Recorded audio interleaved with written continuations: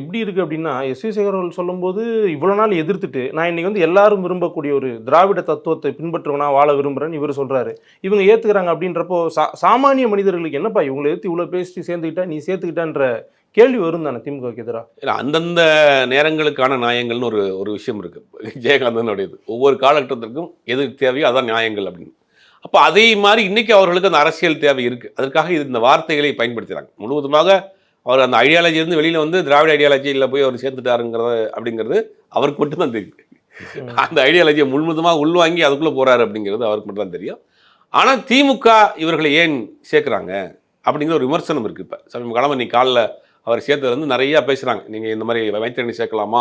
ம். அப்படின்னா அரசியல் ரீதியான ஒரு கணக்கை திமுக பார்க்குது.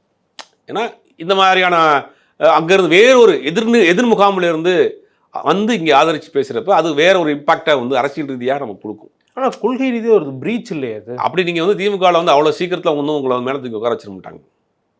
திமுகவில் நிறைய படிமங்கள்லாம் இருக்குது. ஒரு ஸ்டெப் பை ஸ்டெப்பாக தான் உள்ளே போகணும். இப்போ இவர்களை வந்து அவர்கள் ஒரு தேவைக்காக வந்திருக்கிறாங்க.